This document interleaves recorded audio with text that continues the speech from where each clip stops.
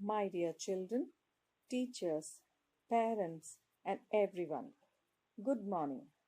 With immense pleasure, we present before you the celebrations of International Day for Older Persons 2020.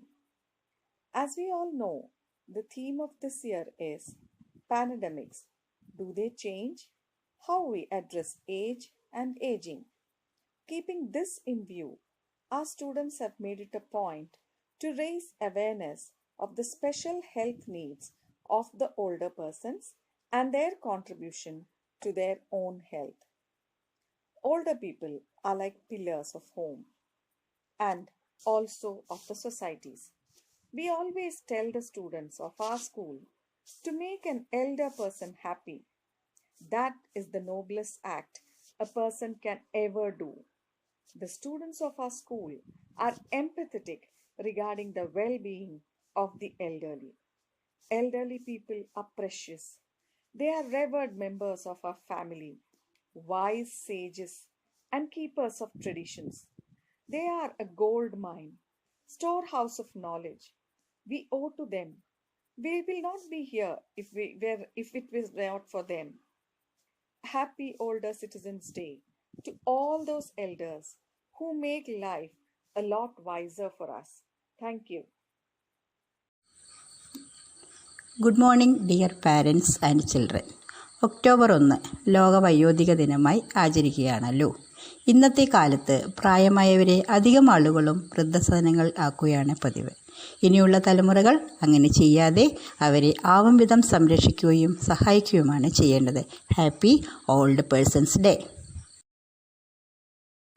ആസുരതാളം തിമിർക്കുന്നു ഹൃദയത്തിൽ, ആരോ നിശബ്ദമൊരു നോവായി നിറയുന്നു. നെഞ്ചിലാഴ്ന്നമരുന്നു മുനയുള്ള മൗനങ്ങൾ, ആർദ്രമൊരു വാക്കിൻ്റെ വേർപാടു നുരയുന്നു. പ്രിയതരം വാക്കിൻ്റെ വേനൽ മഴത്തുള്ളി ഒടുവിലെത്തുന്നതും നോറ്റുപാഴ് സ്മൃതികളിൽ.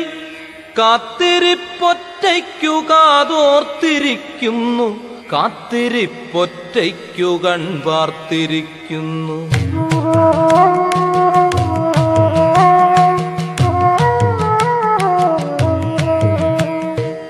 ഞാൻ ഉറങ്ങുമ്പോഴും കാത്തിരിപ്പൊറ്റയ്ക്ക് താഴെ ഒരൊറ്റയടിപ്പാതയറ്റത്തു വീഴും. നിഴൽപ്പരപ്പിന്നു കൺപാർക്കുന്നു എന്റെ മയക്കത്തിൽ, എന്റെ സ്വപ്നങ്ങളിൽ കാത്തിരിപ്പെന്തോ തെരഞ്ഞോടിയെത്തുന്നു.